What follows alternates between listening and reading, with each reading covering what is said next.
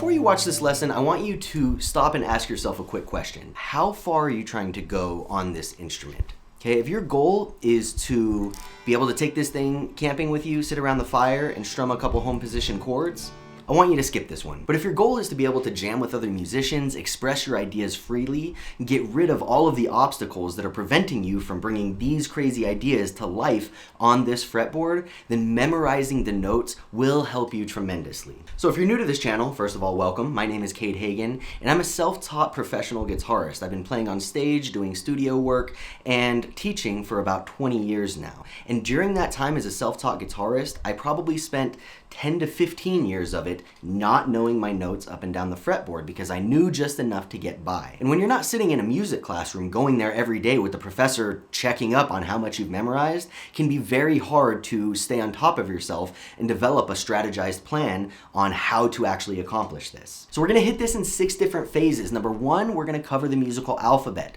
Number 2, we're going to look at E-shaped bar chords followed by A-shaped bar chords. Then number 4, we are going to look at octaves to find our way up and down the strings. Finally, we're going to hit that full neck, baby, and close it out by implementing these concepts. Now, this is going to be a very, very slow process for you. I want you to be super patient with yourself. I want you to understand that getting from 1 to 6 is probably going to be at least a year if you're new at this. So let's start with the musical alphabet. The way that we've subdivided tones in Western music is into 12 different unique tones, okay? And those are based on the musical alphabet. And that centers around A, B, C, D, E, F, G. Now I hear what you're saying. I just counted to 7, but I said that there are 12 tones. That's because we have sharps and flats hanging out in between some of these notes. Now this is going to be the first speed bump in this exercise, is figuring out and memorizing which notes have sharps and flats in between them and which don't. And this really just comes down to simple memorization. So let's start with A and B. A and B are actually 2 semitones apart, even though they're only 1 letter apart. And the way we count a semitone on the guitar is just a fret. Boom, 1 semitone, another semitone, another semitone. 2 semitones, or 2 halftones, sometimes we call them, would be a whole tone, okay?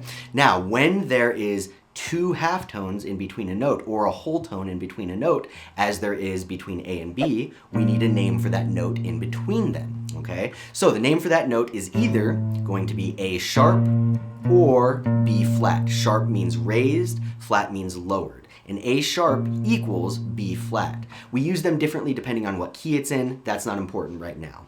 Okay, so we have A sharp or B flat, B. Now, between B and C, we only have a halftone, a semitone. There's no sharp or flat between B and C. Moving on to C and D, we do have a C sharp or D flat. Between D and E, we have a D sharp or E flat. Now we get to E and F. No sharps or flats between E and F. This is a halftone, a semitone between these. Between F and G, we have an F sharp or a G flat. And then G circles all the way back around to A, where we have a G sharp or an A flat. That gives us our 12 semitones. Now we need to understand that because at the beginning, we're probably going to have to count our way to the different notes, okay? So let's just start by naming the notes on the low E string, right? So we have this low E, it's called the E string because that note that we're playing is an E. So if we count through the musical alphabet, we're going to go to this first fret here, right? We're just going to go fret by fret. So that's going to be E, F, no sharps or flats between E and F. So we have E, F, F sharp, G, G sharp, A sharp, B, C, C sharp, D, D sharp, and E. At the 12th fret, everything resets. This 12th fret is all octaves, E, A, D, G, B, E. And then the 13th fret is the first fret all over again. So that's the first step, internalizing that musical alphabet. For the second step, you actually do have a bit of a prerequisite. You need to know your E-shaped bar chord. And just a quick refresher, that bar chord, right? If we played at 5, we're playing an A, that would be 5, 7, 7, 6, 5, 5. Remember, it's just an E chord moved up with the bar put behind it. Now the reason we want this bar chord is because wherever it's rooted, that's the name of the chord that we play. So if we play this E-shaped bar chord rooted at the 5th fret, that would be an A chord, A major, E, F, F sharp, G, G sharp, A. Okay, if we play it up here at the 10th fret, we'd be playing F sharp, G sharp, A sharp, B, C sharp, D, right? So what we're gonna do is only think about memorizing the notes on that low E string. So what I want you to do is with that bar chord, I want you to start mixing and matching some of those bar chord positions with your home chord positions for progressions that you know, okay? So let me show you what I mean by that. Let's take an easy progression that we all know, G, C, D, C. This is a 1, 4, 5, 4 progression. So we could have G, C, D,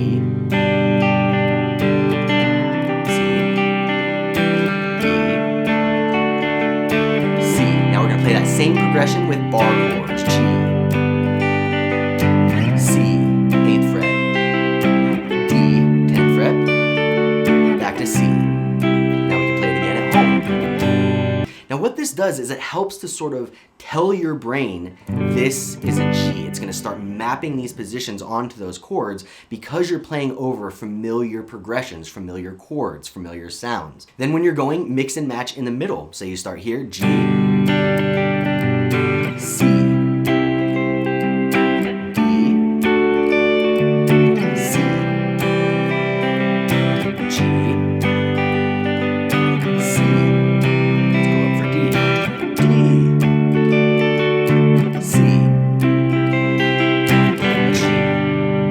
honestly, if I'm playing a song, it's very unlikely I'm gonna play it that way. I'm not gonna play a G right here and come all the way up here for a D, okay?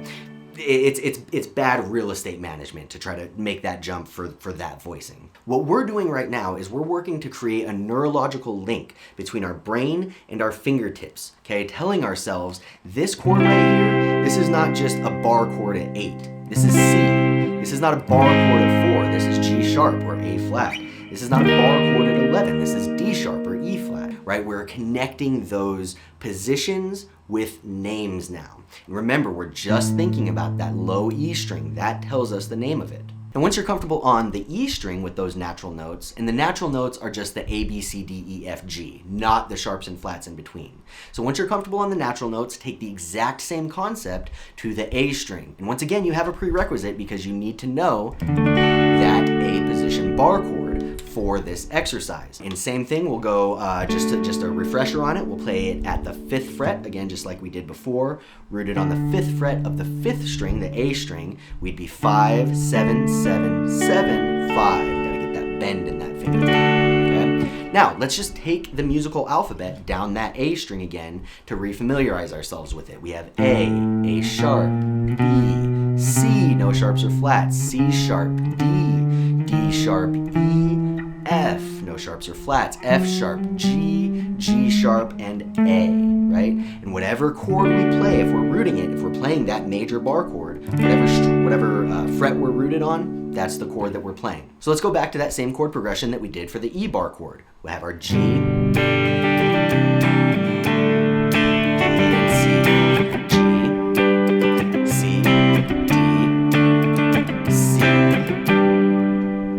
Then once you start getting comfortable on the A shape, and really you should be working on this at the beginning of working on the A shape, mix in that E shape as well. Okay, so going back to our progression, G, C, D, C, G, C, D, C, G. So just get to where you can access those chords at different points because you know the E string up to the 12th fret and beyond because everything resets, and you know the A string up to the 12th fret and beyond. Once you have steps 1 through 3, musical alphabet, E-shaped bar chord, A-shaped bar chord, now we're gonna start getting into the octave system so that you can find your way around the rest of the strings. So an octave is just a repeated instance of a note at a different frequency, right? So it could be higher or lower of the same note. So for example, right here, we have an A, right here, we have an A, right here, we have an A. 3 different octaves of an A. Now we're gonna think about this octave system in sort of 2 groups, one that is starting from the E string and one that's starting from the A string. And each of those groups is gonna cover half of our octaves. Let me show you what I'm talking about. We're gonna take B for this example. So B on the low E string is at 7. Now to find the octave from the low E string, what we're gonna do is we're gonna move up, and when we're talking about up, we're talking about in frequency, so that means this way, up 2 strings and up 2 frets. So that's going to take us to the 9th fret on the D string. That's going to give us another B. We have an octave right there. Okay. Now to find the next octave, we're just going to move our first finger to where our third finger is on that 9th fret on the D string. We're going to do basically the same thing. We're going to move up 2 strings again, skip that G string. We're going to move up to the B string, but this time we're going to move up 3 frets. Okay, 3 frets because we have to accommodate for the different tuning between G and B. Now, to find the other 3 B notes, we're going to look at the other category that is rooted on the A string. So our A root B would be right here at the 2nd fret. Let's think about the musical alphabet. A sharp B. Okay, so to find that first octave, exactly what we did on the A. Skip a string, 2 frets. So we're going to be 4th fret on the G string for our 2nd B, or rather our 5th B. Now, exact same thing we did for the second part of the E root. We're going to bring our first finger to where we just found that B on the 4th fret on the G string, and then 2 strings, 3 frets to cover that tuning again. So 4, 7 on the high E, 4 on G, 7 on the high E. So for our B's, 1, 2, 3, 1, 2, 3.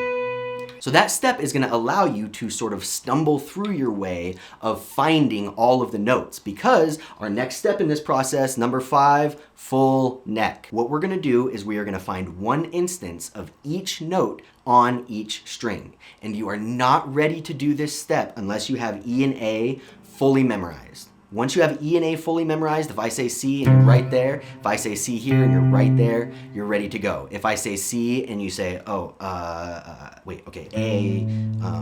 sharp B's, you're not ready. Okay, and that's fine. Take your time. Take your time. Work those bar chords. This is not a race. But once you have E and A down, here's what we're going to do. I like to use the circle of fifths because I think it's just a nice sort of organizing principle. Kind of helps keep fifths memorized.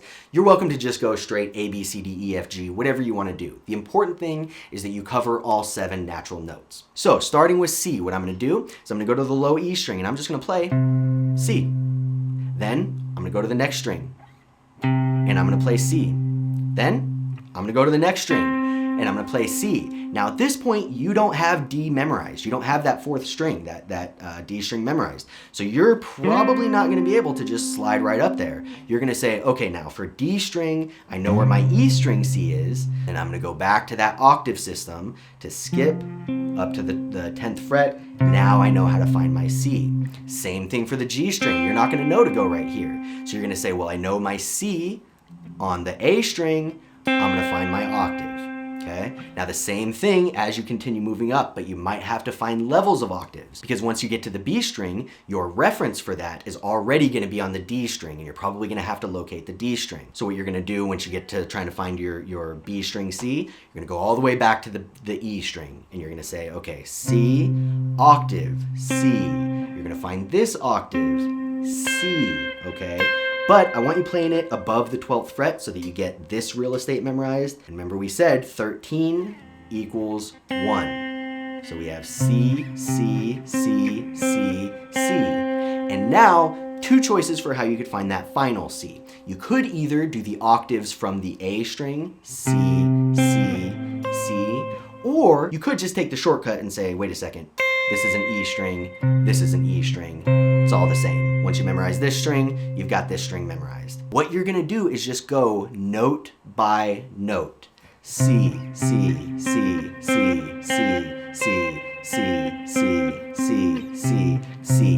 I'm using the circle of fifths, so I'm going to go G, G, G, G, G, G, so on and so forth. Your goal is to get through as much as possible. You're not going to get through all of the notes because this is going to be excruciatingly slow. You might only get through C in a practice session. You might only get through C, G, and D, right, in one practice session. But your goal is to be patient with yourself and to do this every day. Now, our final step to this, and potentially the most important step, is to implement what you're learning. If you just learn concepts and don't put them into practice, they fall right out your brain, okay? So put these into practice. Now, steps 2 and 3, they kind of already have it built into practice, but what we want to do is basically apply that same concept to what we did for the rest of the strings. Now, in order to do this, you're going to have to learn some triads, okay? So start with one triad shape. There's 1,000 videos online. I'm going to create a bunch, so subscribe if you want to see those. But you're going to take one triad shape. I'm going to go ahead and just take the one that comes from this bar chord because I think that'll be the easiest one to visualize. I'm going to take this shape right here, this triad, okay? It's rooted on the D string. Now, we're going to do the same exact thing that we did for the bar chords that we did for this. So same thing, taking G, C,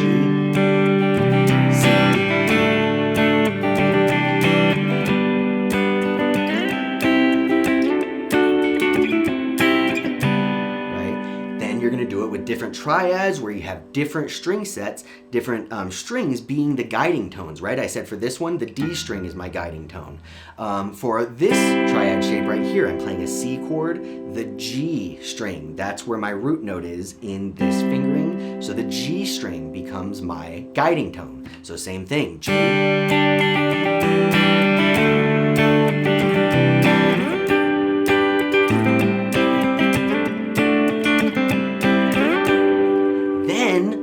Mix them up. So again.